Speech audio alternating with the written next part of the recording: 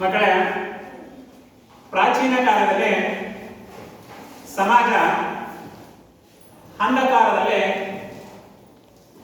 ಮುಳುಗಿತ್ತು. ಅಂದ್ರೆ ಪ್ರಾಚೀನ ಕಾಲದಲ್ಲಿ ಸಮಾಜದ ಜನರಿಗೆ ಸಂಸ್ಕೃತಿ, ನಾಗರಿಕತೆ ಗೊತ್ತಿರಲಿಲ್ಲ. ಬಲಿಷ್ಠವಾಗಿ ಸಮಾಜ ಜಾತಿ ವ್ಯವಸ್ಥೆಯಲ್ಲಿ ಕತ್ತಲೆಯಲ್ಲಿ ಜನರು ಮುಳುಗಿದ್ರು.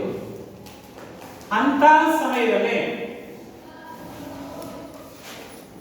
ಹಿಂದೂ ಧರ್ಮವನ್ನ ಉಳಿಸ್ಬೇಕು, ಹಿಂದೂ ಧರ್ಮವನ್ನ ಬೆಳೆಸಬೇಕು ಅನ್ನೋ ನಿಟ್ಟಿನಲ್ಲಿ ಸಮಾಜದ ಸುಧಾರಕರು, ಧರ್ಮದ ಸುಧಾರಕರು ಸಮಾಜದಲ್ಲಿ ಜನ್ಮವನ್ನ ತಾಳಿದ್ರು. ಅಂತವರಲ್ಲಿ ಶಂಕರಾಚಾರ್ಯರು, ಪ್ರಮಾಣಾಚಾರ್ಯರು, ಮಧ್ವಾಚಾರ್ಯರು, ಬಸವಣ್ಣನವರು, ಮೀರಾಬಾಯಿ, ಗುರುನಾನಕ್, ಕಬೀರರು, ಚೈತನ್ಯರು, ರಾಜಾರಾಮ್ ಮೋಹನ್ ರಾಯ್, ಸ್ವಾಮಿ ದಯಾನಂದ ಸರಸ್ವತಿ, ಜ್ಯೋತಿರಾವ್ ಫುಲೆ, ಆತ್ಮರ ಪಾಂಡುರಂಗರಾವ್, ನಾರಾಯಣ ಗುರು, ಪೆರಿಯಾರ್, ಇವರೆಲ್ಲ ಸಮಾಜದ ಅಂಕುಡೊಂಕನ್ನ ತಿದ್ದಿ ಸಮಾಜದ ಜನರಿಗೆ ಹಿಂದೂ ಸಂಸ್ಕೃತಿಯ ಜ್ಞಾನವನ್ನ ಬಿತ್ತುವಂತ ಕೆಲಸವನ್ನ ಮಾಡ್ತಾ ಬಂದರು. ಯಾರೋ ಶಂಕರಾಚಾರ್ಯರು, ಪ್ರಮಾಣಾಚಾರ್ಯರು. ಹಾಗಾದ್ರೆ ಸಮಾಜದ ಅಂಕುಡೊಂಕನ್ನ ತಿದ್ದದೇ ಹೋಗಿದ್ರೆ ನಾವು ಯಾವ ರೀತಿ ಇರ್ತಾ ಇದ್ವಾ? ಮೂಢನಂಬಿಕೆಯಲ್ಲಿ ಇರ್ತಿದ್ವೋ ಇರ್ತಿರ್ಲಿಲ್ವಾ?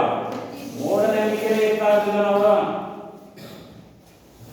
ಬಹುಪತ್ನಿತ್ವ, ಸತಿ ಸಹಗಮನ ಪದ್ಧತಿ, ಬಾಲ್ಯ ವಿವಾಹ, ಗಂಡು ಮಗು ಬೇಕೇ ಬೇಕು ಅನ್ನೋದು, ಇವೆಲ್ಲ ಬಹಳ ಜನರ ಅಂಧಕಾರದಲ್ಲಿ ಒಳಗಾಗಿವೆ. ಇದನ್ನು ಹೋಗಲಾಡಿಸುವುದಕ್ಕೋಸ್ಕರ ರಾಜಾರಾಮ್ ಮೋಹನ್ ರಾಯ್ ಪುನರ್ಜೀವನದ ಪಿತಾಮಹ ಅಂತ ಕರೀತಾರೆ. ಜನರಲ್ಲಿ ಜ್ಞಾನವನ್ನು ಹೆಚ್ಚಿಸುವಂತ ಕೆಲಸವನ್ನ, ಮೂಢನಂಬಿಕೆಯನ್ನು ಹೋಗಲಾಡಿಸುವಂತ ಕೆಲಸವನ್ನ ಮಾಡ್ತಾರೆ. ಆಗ ಈ ಹಿಂದೂ ಸಂಸ್ಕೃತಿ ಉಳಿತದೆ, ಬೆಳೀತಾ ಹೋಗ್ತದೆ. ಅಂತ ಇದರಲ್ಲಿ ಈ ನಮ್ಮ ಪ್ರಚಲಿತವಾಗಿರುವಂಥ ಮತಗಳಲ್ಲಿ ಹಿಂದೂ ಮತ ಬಹಳ ಯಾವುದಾಗಿದೆ, ಅತ್ಯಂತ ಹೆಚ್ಚು ಮಹತ್ವವನ್ನು ಪಡ್ಕೊಂಡಿರುವಂಥ ಮತ ಯಾವಪ್ಪ ಅಂದ್ರೆ ಹಿಂದೂ ಮತ. ಆ ಮತಗಳಲ್ಲಿ ಕೆಲವು ಮತಗಳನ್ನ ನಾವು ಕಾಣ್ತೀವಿ. ಒಂದು ಯಾವುದಾದ್ರೆ ಜೈನ ಮತ ಮತ್ತು ಬೌದ್ಧ ಮತ.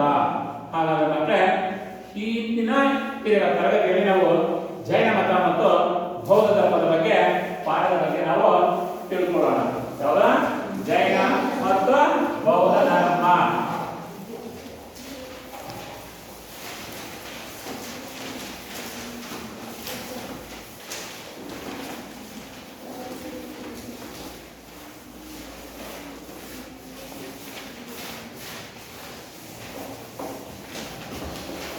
ಈ ಜೈನ ಮತ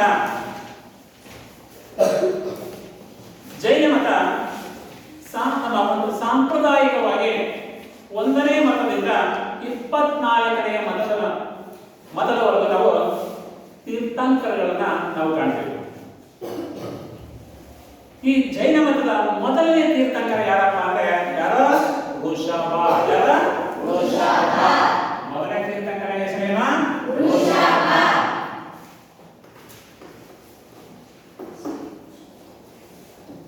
ಮೊದಲನೇ ತೀರ್ಥಂಕರ ಋಷಭ ಆದ್ರೆ ಹಾಗೆ 23, 24ನೇ ತೀರ್ಥಂಕರವಾಗ ಇದ್ರು ಅನ್ನೋದು ನಂಬಿಕೆ ಇದೆ. ಆ 23ನೇ ತೀರ್ಥಂಕರ ಯಾರಪ್ಪ ಅಂತಂದ್ರೆ ಯಾರೋ ಪಾರ್ಶ್ವನಾಥ. ಯಾರೋ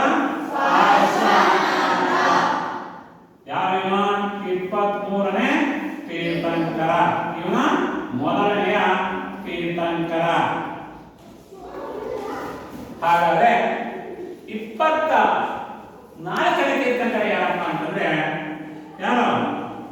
ವರ್ಧಮಾನ ಮಹಾವೀರ. ಯಾರು? ವರ್ಧಮಾನ ಮಹಾವೀರ. ಇಲ್ಲಿಂದ ಇಲ್ಲಿವರೆಗೂ ಏನಾಗಿದೆಪ್ಪ ಅಂದ್ರೆ ನಾವು 24 ತೀರ್ಥಂಕರನ್ನು ನಾವು ಏನ್ ಮಾಡ್ತೀರವ ಕಾಣುವಂಥದ್ದು. ಈ 23ನೇ ತೀರ್ಥಂಕರ ಪಾರ್ಶ್ವನಾಥ ಅಶ್ವಸೇನೆಯ ಮಗನಾಗಿ ಅವನು ಜನಿಸ್ತಾನೆ. ಯಾರು ಜನಿಸನ? ಪಾರ್ಶ್ವನಾಥ ಅಶ್ವಸೇನೆಯ ಮಗನಾಗಿ ಅವನ ಜನಿಸ್ತ. ಈ ಜೈನ ಮತದ ಧರ್ಮದ ಬೋಧನೆಗಳೇನಾಗಿರುವ? ಪಾರ್ಶ್ವನಾಥ ಬೋಧಿಸಿದಂತ 4 ತತ್ವಗಳು ಯಾವ್ಯಾವಪ್ಪ ಅಂತಂದ್ರೆ ಒಂದನೇದು ಅಹಿಂಸೆ. ಎರಡನೇದ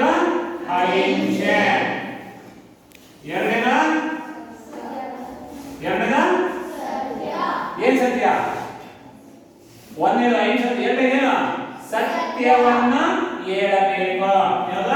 ಸತ್ಯವನ್ನ ನುಡಿಯಬೇಕು.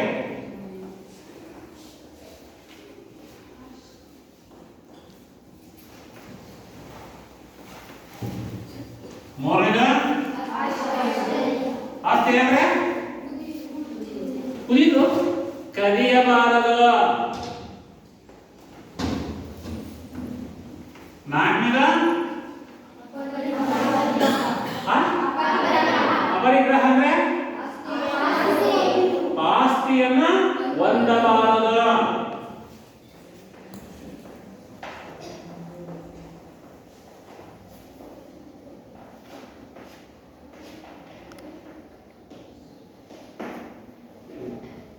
ವರ್ಧಮಾನ ಮಹಾವೀರ 4 ಬೋಧನೆಗಳನ್ನ ವರ್ಧಮಾನ ಮಹಾವೀರನ ಏನೇ ಬೋಧಿಸ್ತಾನೆ, ಪಾರ್ಶ್ವನಾಥನ ಏನ್ ಮಾಡ್ತಾನೆ? ಇದೇ ಬೋಧನೆಗಳನ್ನ ಬೋಧಿಸ್ತಾನೆ. ಪಾರ್ಶ್ವನಾಥನ ಮೊದಲೇ ಏನಾಗಿದ್ದಪ್ಪ ಅಂದ್ರೆ ಹಿಂಸೆಯನ್ನ ಮಾಡಬಾರದು. ಇದನ್ನೇ ಮಹಾತ್ಮ ಗಾಂಧೀಜಿಯವರು ಇದೇ ತತ್ವವನ್ನ ಅನುಸರಿಸಿದರು. ಏನು? ಪ್ರಾಣಿ ಪಕ್ಷಿಗಳಿಗೂ ನಾವು ಗಿಡ ಮರಗಳಿಗೂ ನಾವು ಏನ್ ಮಾಡಬೇಕು? ಹಿಂಸೆಯನ್ನ ಕೊಡಬಾರದು. ಯಾರನ್ನು ನಾವು ನೋಯಿಸಬಾರದು. ಸಮಾಜದ ಜನರನ್ನ, ಪ್ರಾಣಿ ಪಕ್ಷಿಗಳನ್ನ ನಾವು ನಮ್ಮ ಹಾಗೆ ಅವನು ಏನ್ ಮಾಡಬೇಕು? ಕಾಣಬೇಕು. ಸಮಾಜದ ಜನರು ನೆಮ್ಮದಿಯಿಂದ ಬರ್ತದೆ. ಏನಾಗ್ತದೆ? ನಾವು ಏನಾಗ್ಬೋದು? ಈಗ ಒಬ್ಬರ ನೋವನ್ನು ಕಂಡಾಗ ನಮಗೂ ಏನಾಗುತ್ತೆ? ಮುರುಕ ಉಂಟಾಗ್ತದೆ. ನಿಜ ತಾನೆ? ಆದ್ರೆ ಎಲ್ಲರೂ ಸಂತೋಷದಿಂದ ಬದುಕ್ತಾರೆ, ನಮಗೂ ಏನಾಗುತ್ತೆ? ಸಂತೋಷ ಆಗುತ್ತೆ. ಅದಕ್ಕೆ ಯಾವುದೇ ಪ್ರಾಣಿಗಳಿಗೂ ಪಕ್ಷಿಗಳಿವೆ, ಭೂಮಿಯ ಮೇಲೆ ವಾಸಿಸುವಂತ ಜೀವರಾಶಿಗಳಿಗೂ ಯಾವುದಕ್ಕೂ ನಾವು ಏನ್ ಮಾಡಬಹುದು? ಹಿಂಸೆಯನ್ನ ಮಾಡಬಾರದು. ಅಹಿಂಸಾ ಮಾರ್ಗದಲ್ಲಿ ನಡೆಯುವಂಥದ್ದು. ಹಾಗೆ ಸತ್ಯವನ್ನ ಹೇಳಬೇಕು. ಯಾವ ರೀತಿ? ಜನ ಮೆಚ್ಚುವಂತ, ಹಾಗೆ ನಮ್ಮ ಆತ್ಮ ನಂಬುವಂತ ಕೆಲವು ಸತ್ಯಗಳನ್ನೇ ನಾವು ನುಡಿಬೇಕು. ಸುಳ್ಳನ್ನ ಹೇಳಿ ಸಮಾಜವನ್ನ ಅಶುದ್ಧೀಕರಣ ಮಾಡಬಾರದು ಅನ್ನೋದು ಪಾರ್ಶ್ವನಾಥರ ನಿಲುವಾಗಿತ್ತು. ನೆಕ್ಸ್ಟ್, ಕದಿಯಬಾರದು.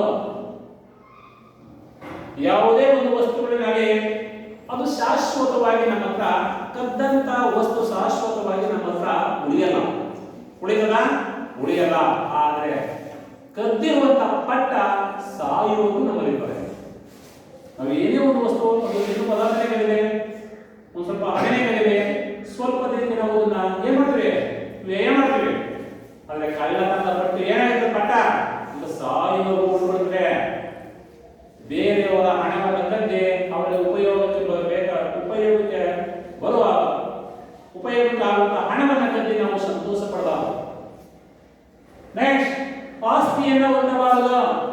ಮನುಷ್ಯನಿಗೆ ಆಸೆ ಏನಾಗ್ತದೆ? ಹೆಚ್ಚಾಗ್ತಾ ಇದೆ. ಮನುಷ್ಯನಿಗೆ ಆಸೆ ಆಕಾಂಕ್ಷೆಗಳು ಹೆಚ್ಚಾಗುವುದರಿಂದ ನಾವೇನ್ ಮಾಡ್ತಾ ಇದೀವಿ? ಸುಳ್ಳು ಹೇಳಿ, ಮೋಸ ಮಾಡಿ, ಬೇರೆಯವರಿಗೆ ನಂಬಿಕೆಗೆ ದ್ರೋಹ ಮಾಡಿ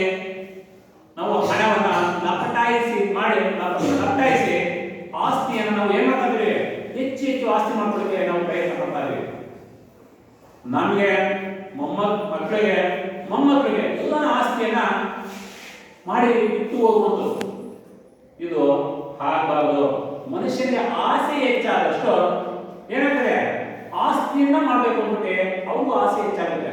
ಈ ಆಸೆ ಯಾರು ಜಾಸ್ತಿ ಇದೆಯಪ್ಪ ಅಂದ್ರೆ ಈಗಿನ ಪ್ರಸ್ತುತ ರಾಜಕೀಯ ವ್ಯಕ್ತಿಗಳಿಗೆ ಆಸೆ ಜಾಸ್ತಿ. ಹೊರ ದೇಶದಲ್ಲೆಲ್ಲ ಏನ್ ಮಾಡ್ತಾರೆ, ಅವರು ಹಣವನ್ನ, ದೇಶದ ಹಣವನ್ನು ಲೂಟಿ ಮಾಡಿ ಹೊರ ದೇಶದಲ್ಲೆಲ್ಲ ಮನೆಗಳನ್ನ ತಗೊಳ್ಳೋದು, ಏನೇನೋ ಹಣವನ್ನು ವ್ಯಯ ಮಾಡ್ತಾರೆ. ಅಂದ್ರೆ ಊಟದಲ್ಲಿ ಬಂಡವಾಳ ಹೋಗ್ತಾರೆ. ಯಾಕೆ? ಮುಂದಿನ 4-5 ತಲೆಮಾರುಗಳು ತಿನ್ಬೇಕು, ಅಷ್ಟೊಂದು ಆಸ್ತಿ ಮಾಡ್ತಾರೆ. ಇದರಿಂದ ಮಾಡೋದ್ರಿಂದ ಏನಾಗ್ತದೆ, ಮನುಷ್ಯನಿಗೆ ಆಸೆ ಏನಾಗ್ತದೆ, ಹೆಚ್ಚಾಗ್ತದೆ. ಇವನ್ನೆಲ್ಲ ಬಿಟ್ರೆ ಮನುಷ್ಯ ನೆಮ್ಮದಿಯಿಂದ ಬದುಕುವುದು. ಸಮಾಜದ ಜನರು ಏನಾಗ್ತಾರೆ, ನೆಮ್ಮದಿಯಿಂದ ಇರ್ತಾರೆ. ಒಂದು ಪಾರ್ಶ್ವನಾಥನ ನಿಲುವಾಗಿತ್ತು. ಆದ್ರೆ ಅವರು 23ನೆಯ ತೀರ್ಥಂಕರಾಗಿರೋ ಕೊನೆಯ ತೀರ್ಥಂಕರ ಯಾರಪ್ಪ ಅಂದ್ರೆ ವರ್ಧಮಾನ ಮಹಾವೀರ. ಇವರು ಶಾಲಿವಾಹನ ಶಕ ಎಷ್ಟಿದ್ದಪ್ಪ ಅಂದ್ರೆ 599ರಿಂದ 527.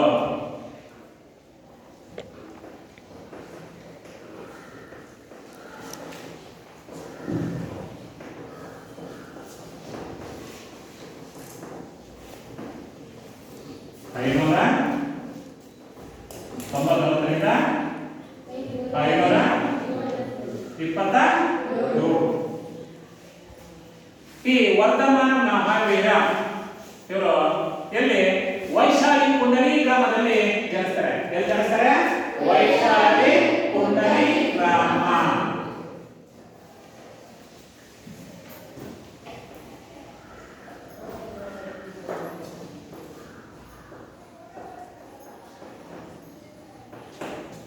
ವೈಶಾಲಿ ಕುಂಡಲಿ ಗ್ರಾಮದಲ್ಲಿ ಇವರು ಜನಿಸ್ತಾರೆ. ತಂದೆ ಯಾರು? ತಾಯಿ ತ್ರಿಶೂಲ ದೇವಿ. ತಂದೆ ಸಿದ್ಧಾಂತ, ತಾಯಿ ತ್ರಿಶೂಲ ದೇವಿ.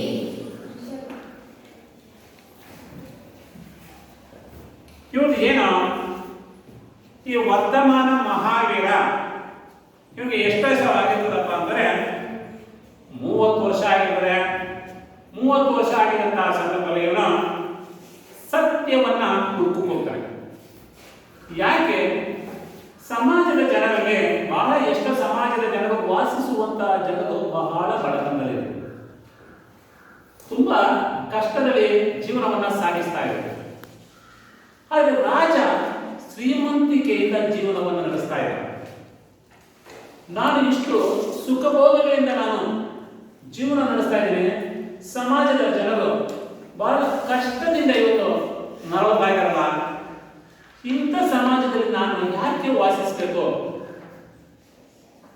ಅನ್ನೋದು ಈ ವರ್ಧಮಾನ ಮಹಾವೀರ ತನ್ನ ಮನಸ್ಸಿನಲ್ಲೇ ಈ ಭಾವನೆಗಳು ಹುಟ್ಕೊಳ್ತವೆ.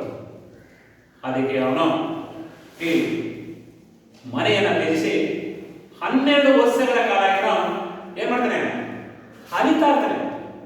ಅಲಿನಲ್ಲಿ ಸತ್ಯವನ್ನು ಹುಡುಕಕ್ಕೆ ಅಲಿತಾ ಇರ್ತಾನೆ. ಸತ್ಯವನ್ನು ಹುಡುಕಿ ನೋಡಿ 30 ವರ್ಷದಲ್ಲಿ ಹೊರಟನು. 30 ವರ್ಷದಿಂದ 12 ವರ್ಷದವರೆಗೂ ಒಂದು ರೀತಿ ಅಲೆಮಾರಿಯಾಗಿ ಸತ್ಯಾನ್ವೇಷಣೆಯನ್ನ ಮಾಡ್ತಾ ಕಾಲವನ್ನ ಇವನು ಕಳೀತಾ. ಯಾವ ರೀತಿ ತಪಸ್ಸನ್ನ ಮಾಡ್ತಾನೆ, ತಪಸ್ಸನ್ನ ಮಾಡಿ ಉಪವಾಸವನ್ನ ಮಾಡ್ತಾನೆ. ಉಪವಾಸವನ್ನ ಮಾಡಿ ದೇಹವನ್ನ ದಂಡಿಸ್ತಾನೆ. ದೇಹವನ್ನು ದಂಡಿಸೋದಂದ್ರೆ ದಪ್ಪಗಿರುವ ದೇಹವನ್ನ, ಅಂದ್ರೆ ಆಹಾರ ಇಲ್ಲವಾದಂತ ಸಮಯದಲ್ಲಿ ದೇಹ ಏನಾಗುತ್ತೆ, ಶಕ್ತಿಯನ್ನ ಕುಂದಿ ಕುಂದಿ ದೇಹ ಕುಗ್ಗುತ್ತಾ ಹೋಗುತ್ತೆ. ದೇಹವನ್ನ ದಂಡಿಸ್ತಾ ಹೋಗ್ತಾರೆ. ಯಾಕಂದ್ರೆ ತಪಸ್ಸನ್ನು ಮಾಡ್ದ, ಉಪವಾಸ ಮಾಡ್ದ, ದೇಹವನ್ನ ದಂಡಿಸಿ ಇವನಿಗೆ 42ನೇ ವಯಸ್ಸಿನಲ್ಲಿ ಇವನಿಗೆ ಜ್ಞಾನೋದಯವಾಗಿದೆ. ಕೈವಲ್ಯ ಅನ್ನೋ ಏನಾಗ್ತದಪ್ಪ ಅಂದ್ರೆ ಜ್ಞಾನವನ್ನ ಪಡಿತಾ ಹೋಗ್ತದೆ. ಯಾವುದು? ಕೈವಲ್ಯ.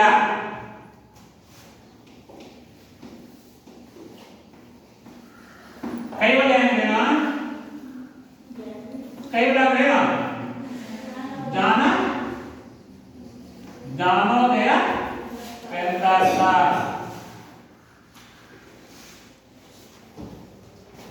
ತಪಸ್ಸನ್ನ ಮಾಡ, ಉಪವಾಸ ಮಾಡ, ದೇಹವನ್ನು ದಂಡಿಸಿ ಮಾಡ, ಜ್ಞಾನವನ್ನು ಪಡೆದ ಇವನು ಎಲ್ಲ ಅಂದ್ರೆ ತಪಸ್ಸನ್ನ ಮಾಡಬೇಕಾದ್ರೆ ಎಲ್ಲವನ್ನು ನಿಗ್ರಹಿಸಿಕೊಂಡು ಅದು ಏನೇ ಬರಲಿ, ಮಳೆ ಬರಲಿ, ಚಳಿ ಬರಲಿ, ಬಿಸಿಲೇ ಬರಲಿ, ಮುಂದೆ ಯಾರಾದ್ರೂ ಔಷಧ ಬರಲಿ, ಯಾವುದಕ್ಕೂ ತಲೆ ಕೆಡಿಸಿಕೊಳ್ಳದೆ ಒಂದು ಏಕಾಗ್ರತೆಯಿಂದ ತಪಸ್ಸನ್ನ ಮಾಡಿ ಜ್ಞಾನವನ್ನ ಪಡೆದಂತವನು ಯಾರಪ್ಪ ಅಂದ್ರೆ ವರ್ಧಮಾನ ಮಹಾವೀರ.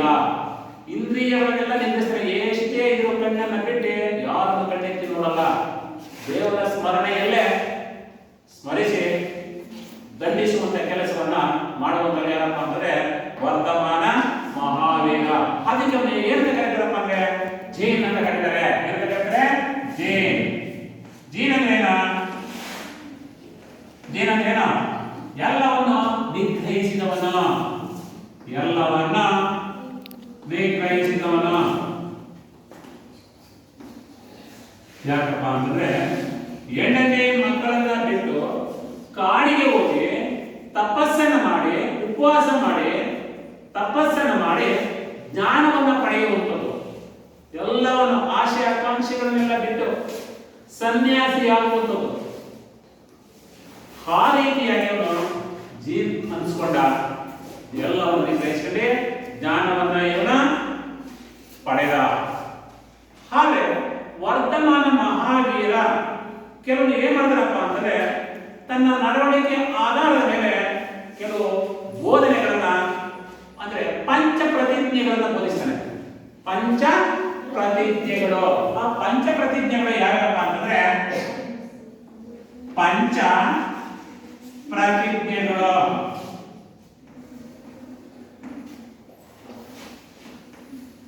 ಪಂಚ ಪ್ರತಿಜ್ಞೆಗಳು ಯಾವ್ಯಾವ? ಒಂದನೇದ ಅಹಿಂಸೆ.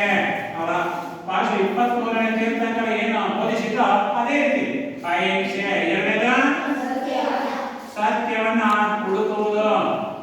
ಮೂರನೇದ ಆಸ್ತಿಯಲ್ಲೇ ಕಾರ್ಯಬಾರದು. ನಾಲ್ಕನೇದ ಅಪರಿಗ್ರಹವೇ ಆಸ್ತಿಯನ್ನ ಹೊಂದಬಾರದು.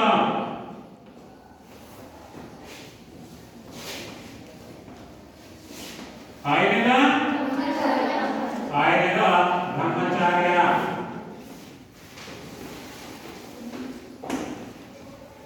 ಸೇಮ್ ಪಾಶ್ವನಾಥರು ಏನು ಬೋಧಿಸ್ತಾರೋ ಅದೇ ರೀತಿ ಇರುವೆ.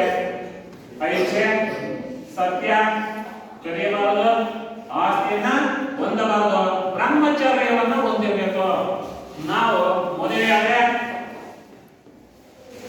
ಮಕ್ಕಳಾಗ್ತವೆ, ಮಕ್ಕಳಾಯ್ತಂದ್ರೆ ಆಸ್ತಿಯನ್ನ ಮಾಡ್ಬೇಕು. ಆಸ್ತಿಯನ್ನ ಮಾಡ್ಬೇಕಾ? ಓದಿಸ್ಬೇಕು, ಹಣವನ್ನ ವ್ಯಯ ಮಾಡ್ಬೇಕು. ಇದಕ್ಕೆಲ್ಲ ಏನೇನೋ ಆಸೆಗಳು ಕೊಡ್ತಾರೆ.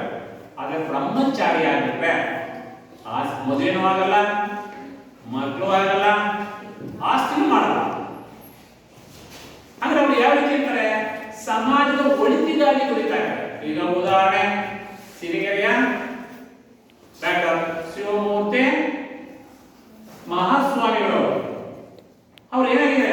ಸಮಾಜದ ಜನರ ಒಳಿತಿಗಾಗಿ ಅವರು ಇಂದಿಗೂ ಸಹ ಶ್ರಮಿಸ್ತಾರೆ. ನಿಮಗೆ ಗೊತ್ತಿರಬೇಕು, ಈಗ 32ನೇ ಶ್ರದ್ಧಾಂಜಲಿ ಮಾಡ್ತಾರೆ. ಆ 32ನೇ ಶಿವಕುಮಾರ ಮಹಾಸ್ವಾಮೀಜಿಯವರ ಶ್ರದ್ಧಾಂಜಲಿ ಮಾಡ್ತಾರಲ್ಲ, ಯಾವಾಗ? ಮಂಗಳವಾರ. ಅವರು ಸಮಾಜದ ಹರಿಕಾರಕ ಅಂತ ಕರೀತಾರೆ.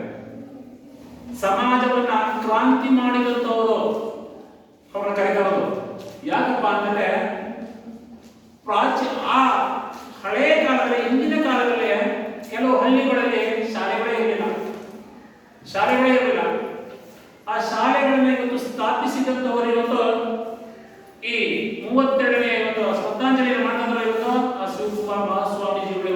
ಶಾಲೆಗಳನ್ನು ಸ್ಥಾಪಿಸಿರುವುದರಿಂದ ಎಷ್ಟೋ ಜನರಿಗೆ ಇವತ್ತು ಉದ್ಯೋಗವನ್ನ ಇವತ್ತು ನೀಡಿದ್ದಾರೆ, ನಿರುದ್ಯೋಗ ಸಮಸ್ಯೆಯನ್ನ ನಿವಾರಣೆ ಮಾಡಿದ್ದಾರೆ. ಗ್ರಾಮೀಣ ಪ್ರದೇಶದಲ್ಲಿ ಎಷ್ಟೋ ಶಾಲೆಗಳನ್ನ ತೆರೆದಿದ್ದಾರೆ. ಅವತ್ತು ಆ ದಿನ ಈ ಶಾಲೆಗಳನ್ನ ಸ್ಥಾಪಿಸದೆ ಹೋಗಿದ್ರೆ ಕರ್ನಾಟಕ ರಾಜ್ಯ ಇನ್ನು ಎಷ್ಟೋ ಅನಕ್ಷರತೆಯಲ್ಲಿ ಇರ್ತಾ ಇದ್ರು ಜನರು. ಸರ್ಕಾರಿ ಶಾಲೆಗಳನ್ನ ಸ್ಥಾಪಿಸಿರಲಿಲ್ಲ. ಇವತ್ತು ನೋಡಿ ಈಗಿನ ಸ್ವಾಮೀಜಿಗಳಲ್ಲ, ಡಾಕ್ಟರ್ ಶಿವಮೂರ್ತಿ ಸ್ವಾಮೀಜಿಗಳಿದ್ದಾರಲ್ಲ, ಇವತ್ತು ಡಾಕ್ಟರ್ಗಳು, ಅವರು ಇಂದಿಗೂ ಸಹ ಇವತ್ತು ಆ ಕಡೆ ದಾವಣಗೆರೆ ಭಾಗ, ಈ ಕಡೆ ಶಿವಮೊಗ್ಗ ಭಾಗ, ಚಿತ್ರದುರ್ಗ ಭಾಗ, ಕೆಲವು ಕೆರೆಗಳಿಗೆಲ್ಲ ನೀರು ತುಂಬಿಸಿದ್ದಾರೆ. ಕೆಲವು ದೊಡ್ಡ ದೊಡ್ಡ ಕೆರೆಗಳೆಲ್ಲ ಇವತ್ತು ಕೆರೆಗಳಲ್ಲಿ ನೀರಿರಲಿಲ್ಲ, ಇವತ್ತು ಡ್ಯಾಮ್ಗಳಿಂದ ನೀರೆಲ್ಲ ಇವತ್ತು ತುಂಬಿಸಿದ್ದಾರೆ. ಇವತ್ತು ಆ ಡ್ಯಾಮ್ಗಳಲ್ಲಿ ನೀರು ಇರೋದ್ರಿಂದ ಇವತ್ತು ಸಮಾಜದ ಜನರು ಏನಾಗ್ತಾರೆ, ಇವತ್ತು ವ್ಯವಸಾಯ ಇವತ್ತು ಮುಂದುವರಿತಾರೆ. ಕೆರೆಗಳಿಗೆ ಇವತ್ತು ನೀರು ತುಂಬಿಸುವಂತ ಕೆಲಸವನ್ನು ಯಾವ ಸರ್ಕಾರವೂ ಮಾಡಿರಲಿಲ್ಲ. ಡಾಕ್ಟರ್ ಶಿವಮೂರ್ತಿ ಮಹಾಸ್ವಾಮೀಜಿಗಳು ಆ ಕೆಲಸವನ್ನ ಮಾಡೋದು. ಅವರನ್ನ ಇವತ್ತು ಏನು ಬೇಕಾಗಿರೋದು, ಆಧುನಿಕ ಬಸವಣ್ಣನವರು ಅಂತ ಕರೀತಾರೆ. ಯಾರನ್ನ? ಮಹಾಸ್ವಾಮಿಗಳನ್ನ ಆಧುನಿಕ ಬಸವಣ್ಣ. ಯಾಕಪ್ಪ ಅಂತಂದ್ರೆ ಬಸವಣ್ಣನವರು ಸಮಾಜದ ಅಂಕು ಡೊಂಕನ್ನು ಕಿತ್ತಂತವರು.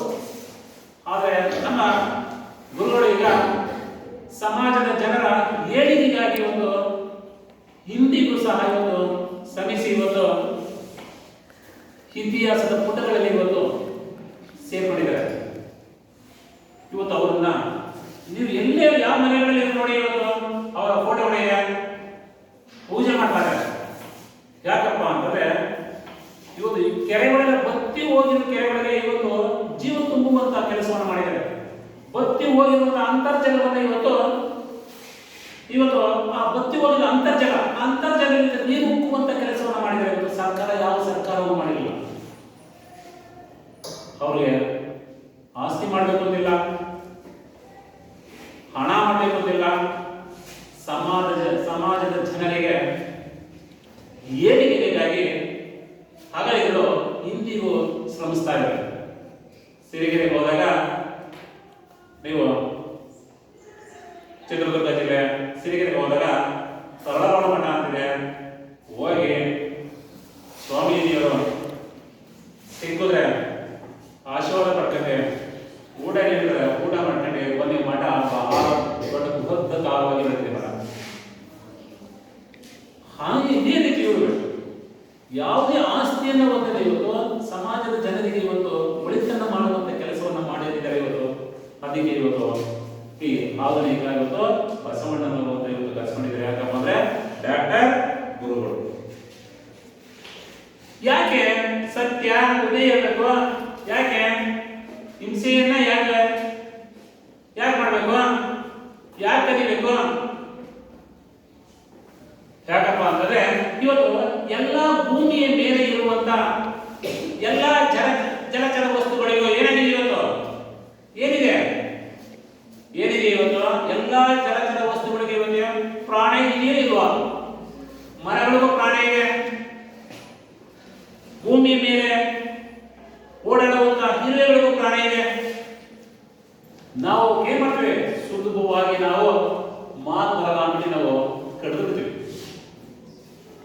ಇರುವೆಗಳಿಗೆ ಮಾತು ಬರಲ್ಲ ಅಂದ್ಬಿಟ್ಟು ಸಾಯಿಸ್ಬಿಟ್ಟು ಹುಡುಗ ಸಾಯಿಸ್ತೀವಿ. ನಾಯಿಗೆ ಮಾತು ಬರಲ್ಲ ಅಂದ್ಬಿಟ್ಟು ಕಲ್ ತಕ್ಕ ಹೊಡಿತೀವಿ. ಮಾಡ್ತೀವಿ ಮಾಡ್ತೀವಿ. ಇವನ್ನೆಲ್ಲ ಇವತ್ತು ನಾವು ಹಿಂಸೆ ಮಾಡಿ ನಾವು ಸ್ವಾರ್ಥಕ್ಕೋಸ್ಕರ ನಾವು ಇವತ್ತು ನಮ್ಮ ಜೀವನವನ್ನು ನಾವು ಬಳಸ್ಕೊಳ್ತಾ ಇದ್ದೀವಿ. ನಮಗೆ ಮುಕ್ತಿ ಮಾರ್ಗ ಸಿಗಲ್ಲ. ಮುಕ್ತಿಯನ್ನು ನಾವು ಪಡೆಯಬೇಕು ಅಂತಂದ್ರೆ ನಾವು ಸಮಾಜದಲ್ಲಿ ನಾವು ಬದುಕುವ ನಮ್ಮ ಜೀವನದ ಬದುಕಿನಲ್ಲಿ ಒಳ್ಳೆಯ ಕೆಲಸಗಳನ್ನು ಮಾಡಬೇಕು. ಸತ್ಯವನ್ನ ನಾವು ಹೇಳಿ ನಮ್ಮ ಆತ್ಮವನ್ನ ಪರಿಶುದ್ಧತೆ ಮಾಡ್ಕೊಳ್ಬೇಕು. ಬರೀ ನಾವು ಏನ್ ಮಾಡ್ತೇವೆ? ಬಹಿರಂಗವನ್ನ ಶುದ್ಧೀಕರಣ ಮಾಡ್ಕೊಳ್ತೇವೆ, ಅಂತರಂಗ ಶುದ್ಧೀಕರಣ ಆಗಿರಲ್ಲ. ಅಂತರಂಗ ಶುದ್ಧೀಕರಣ ಎಲ್ಲಿವರೆಗೆ ಆಗುವ ನಾವು ಹಿಂಸೆಯನ್ನು ಮಾಡ್ತಾನೇ ಇರ್ತೀವಿ, ಸ್ವಾರ್ಥಕ್ಕೋಸ್ಕರ ಬದುಕ್ತಾನೇ ಇರ್ತೀವಿ, ಪರರನ್ನು ವಹಿಸ್ತಾನೇ ಇರ್ತೀವಿ. ಈ ರೀತಿಯಾಗಿ ನಾವು ಈ ಸಮಾಜದ ಅಂಕುಡೊಂಕುಗಳನ್ನ, ಸಮಾಜದ ಸಮಸ್ಯೆಗಳು ದಿನೇ ದಿನೇ ಏನಾಗ್ತವೆ, ಹೆಚ್ಚಾಗ್ತಾ ಹೋಗ್ತವೆ. ಅದಕ್ಕೆ ನಾವು ಈ ತಪಸ್ಸನ್ನು ಮಾಡಿ, ಉಪವಾಸವನ್ನು ಮಾಡಿ, ದೇಹವನ್ನು ದಂಡಿಸಿ, ಇಂದ್ರಿಯಗಳನ್ನು ನಿಗ್ರಹಿಸಿ, ನಾವು ಯಾವಾಗ ನಮ್ಮ ಆತ್ಮವನ್ನು ಶುದ್ಧೀಕರಣ ಮಾಡ್ಕೊಳ್ತೀವ ಆಗ ಮಾತ್ರ ಏನಾಗ್ತದೆ, ಏನಾಗೋದು, ಸಮಾಜ ಏನಾಗ್ತದೆ, ಉದ್ಧಾರವಾಗ್ತದೆ ಅನ್ನೋದು ವರ್ತಮಾನ ಮಹಾವೀರರ ನಿಲುವಾಗಿತ್ತು. ಹಾಗಾಗಿ ಈ ಸಾಂಪ್ರದಾಯಿಕವಾಗಿ ಎರಡು ಪಂಗಡ ಇದೆ. ಯಾವ್ದೇ ಜೈನ ಧರ್ಮದಲ್ಲಿ ಆ ಎರಡು ಪಂಗಡಗಳು ಯಾವ್ಯಾವ? ಒಂದು ಶ್ವೇತಾಂಬರ, ಇನ್ನೊಂದು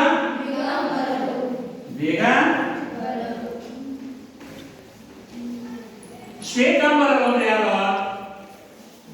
ದಿಗಂಬರರು ಅಂದ್ರೆ ಯಾರು? ಶ್ವೇತಾಂಬರರು ದಿಗಂಬರರು ಅಂದ್ರೆ ಯಾರು? ಬಿಳಿಯ ಉಡುಪನ್ನ ಯಾರು? ಬೆಳೆಯ ಉಡುಪನ್ನ ಧರಿಸುವವರು ಏನಂತ ಕರೀತಾರೆ? ಶ್ವೇತಾಂಬರರು. ಅಂದ್ರೆ ಅವ್ರ ಮನಸ್ಸು ಏನಾಗಿರ್ತದೆ, ಯಾವಾಗಲೂ ಪರಿಶುದ್ಧತೆ ಇರ್ತದೆ ಅಂತ. ಡಾಕ್ಟರ್ಗಳು, ಎಲ್ ಡಿಪಾರ್ಟ್ಮೆಂಟ್ ಇವರೆಲ್ಲ ಏನಾಗಿರ್ತಾರೆ, ಹೆಚ್ಚು ಕಡಿಮೆ ಬಿಳಿ ಬಟ್ಟೆಯನ್ನೇ ಧರಿಸಿರ್ತಾರೆ. ಅವ್ರ ಮನಸ್ಸು ಏನಾಗಿರ್ಬೇಕು, ಈ ಕಡೆಗೆ ಶ್ರೀಮಂತ, ಈ ಕಡೆಗೆ ಬಡವರು, ಯಾರು ಅವರಿಗೆ ಭೇದ ಭಾವವನ್ನು ತೋರಿಸದೆ ಸಮಾಚಿತ್ತದಿಂದ ನೋಡುವ ಹಾಗೆ ನಿನ್ನ ನಿನ್ನ ಬಟ್ಟೆ ಏನು ಪರಿಶುದ್ಧತೆ ಇದೆಯೋ ನಿನ್ನ ಆತ್ಮವು ಸಹ ಹಾಗೇ ಪರಿಶುದ್ಧತೆ ಇರಲಿ ಅನ್ನುವ ನಿಟ್ಟಿನಲ್ಲಿ ಅವರು ಬಿಳಿ ವಸ್ತ್ರವನ್ನು ಧರಿಸುತ್ತಾರೆ. ಹಾಗೆ ಬಿಳಿ ಉಡುಪನ್ನು ಧರಿಸುವವರು ಏನಂದ್ರೆ ಶ್ವೇತಾಂಬರರು. ದಿಗಂಬರರು, ದಿಗಂಬರರು ಯಾರು ಹೇಳ್ತಾರೆ? ಬಟ್ಟೆಯನ್ನ ಧರಿಸದೆ ಇರುವವರನ್ನ ಏನಂತ ಕರೀತಾರೆ? ದಿಗಂಬರರು. ಆ ಜೈನ ಧರ್ಮದಲ್ಲಿ ಈ ಶ್ರವಣಬೆಳಗೊಳದ ಗೊಮ್ಮಟೇಶ್ವರ ಮಹಾಮಸ್ತಾಭಿಷೇಕ ನಡೆಯುವಂತಹ ಸಂದರ್ಭದಲ್ಲಿ ಜೈನ ಧರ್ಮದ ದಿಗಂಬರರು ಬಟ್ಟೆಯನ್ನೇ ತೊಡದೆ ಅವರು ಶ್ರವಣಬೆಳಗೊಳ ಗೊಮ್ಮಟೇಶ್ವರನ ದರ್ಶನವನ್ನು ಅವರು ಹಿಂದಿಗೂ ಸಹ ಮಾಡ್ತಾ ಬಂದಿದ್ದಾರೆ. ಹೀಗೆ ವರ್ತಮಾನ ಮಹಾವೀರ ಈ ಜೈನ ಧರ್ಮದ ಮೇಲೆ ನಂಬಿಕೆ ಇತ್ತು. ಆ ನಂಬಿಕೆ ಆಧಾರದ ಮೇಲೆ ಕೆಲವು ಬೋಧನೆಗಳನ್ನ ಪ್ರಚಾರ ಮಾಡ್ತಾ ಅನುಯಾಯಿಗಳು ಸಮಾಜದ ಅಂಕುಡೊಂಕನ್ನ ತಿದ್ದುಕೊಳ್ತಾ ಹೋದರು. ಆ ವರ್ತಮಾನನ ಮಹಾವೀರನ ನಂತರ ಇನ್ನೊಬ್ಬ ಸಮಾಜದ ಅಂಕುಡೊಂಕು ತಿದ್ದುವಂತ ಮಹಾ ದಾರ್ಶನಿಕ ಬರ್ತಾರೆ.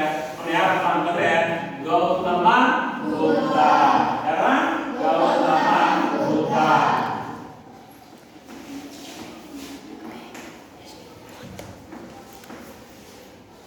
ಯಾಕೆ ಗೌತಮ ಬುದ್ಧ? ಏನೇನು ಗೌತಮ ಬುದ್ಧ?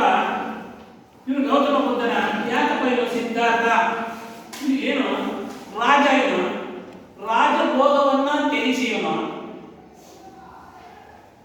ಇವನು ಸಹ ಕಾಡಿನಲ್ಲಿ ದೇಹ ಉಪವಾಸ ಮಾಡಿ ದೇಹವನ್ನ ದಂಡಿಸಿ ಜ್ಞಾನವನ್ನ ಪಡೆಯುವಂತವನು. ಯಾರಪ್ಪ ಅಂತಂದ್ರೆ ಯಾರು? ಗೌತಮ. ಮಧ್ಯರಾತ್ರಿ 12 ಗಂಟೆ ಆದ್ಮೇಲೆ ಎದ್ದ ಹೋದ. ಲೌಕಿಕ ಸಂಸಾರವನ್ನ ತ್ಯಜಿಸ್ತಾನೆ.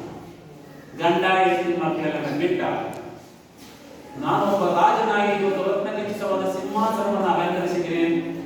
ಈ ಸಿಂಹಾಸನದಲ್ಲಿ ನಾನು ಅಲಂಕರಿಸಿ ರಾಜ್ಯದಲ್ಲಿ ವಾಸಿಸುವಂತಹ ಜನರು ಆಹಾರ ಬಟ್ಟೆ ಇವತ್ತು ವಸತಿಯಿಂದ ನರಳಾದರೆ ಇಂಥ ಸಾಮ್ರಾಜ್ಯದಲ್ಲಿ ನಾನು ಯಾಕೆ ಜನಿಸಬೇಕು? ಯಾಕೆ ನಾನು ಜನಿಸಿ ಇವತ್ತು ಇಲ್ಲಿ ಬೆಳೀತಾ ಇದ್ದೇನೆ? ಈ ನನಗೆ ಈ ಸಾಮ್ರಾಜ್ಯ ಬೇಡ ಅಂದ್ಬಿಟ್ಟು ಏನೋ ಎಲ್ಲವನ್ನ ತ್ಯಜಿಸಿ ಶ್ರೀಮಂತ ಮಹಾರಾಣಿಯೆಲ್ಲ ತ್ಯಜಿಸಿ ಏಕಾಗ್ರತೆಯಿಂದ ಏನೋ ಕಾಡಿನಲ್ಲಿ ಹೋಗಿ ಬೋಧಿವೃಕ್ಷದ ತಲೆಮಾದ ಕಡೆಯನ್ನು ತಪಸ್ಸನ್ನು ಮಾಡಿ ಜ್ಞಾನವನ್ನ ಪಾಡಿದ್ದಾನೆ. ಯಾರು? ಗೌತಮ ಬುದ್ಧ. ಮತ್ತೆ ಇಲ್ಲಿವರೆಗೂ ನಾವು ಈ ಜೈನ ಧರ್ಮ ಮತ್ತು ಬೌದ್ಧ ಧರ್ಮದ ಬಗ್ಗೆ ಪಾಠಗಳನ್ನು ಪಡೆದ ಇದ್ರ ಬಗ್ಗೆ ಕೆಲವೊಂದು ಪ್ರಶ್ನೆಗಳು ಕೇಳಿದ್ರೆ ಇದಕ್ಕೆ ನೀವು ಉತ್ತರವನ್ನು ನೀವು ಹೇಳ್ಬೇಕು. ಕೇಳಿಸ್ತಾರಿಯಾ?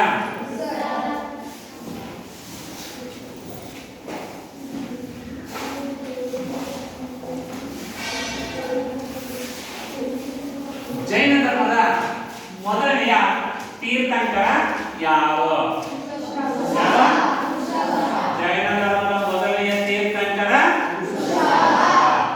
ಹಾಗಾದ್ರೆ 23ನೆಯ ತೀರ್ಥಂಕರ ಯಾರು?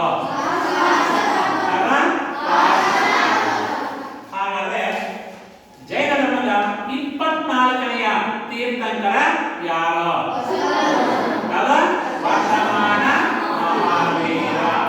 ವರ್ತಮಾನ ಮಹಾವೀರ ಎಲ್ಲಿ ಜನಿಸಿದನ? ವೈಶಾಲಿಯ ಕುಂಡಲಿ ವರ್ತಮಾನ ಮಹಾವೀರನ ತಂದೆಯ ಹೆಸರೇನು? ತಾಯಿ? ಹಾಗಾದ್ರೆ ನಾಳೆಗೆ ಒಂದು ಮನೆ ಕೆಲಸ ಕೊಡ್ತೇನೆ. ಆ ಮನೆ ಕೆಲಸ ನೀವು ಹೋಗ್ಬೇಕು, ನೀವು ಬರ್ತಾ ಬರ್ಬೇಕು. ಕೇಳಿಸ್ತಾರಿಯಾ?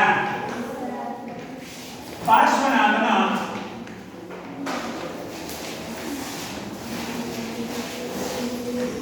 ಬೋಧಿಸಿದ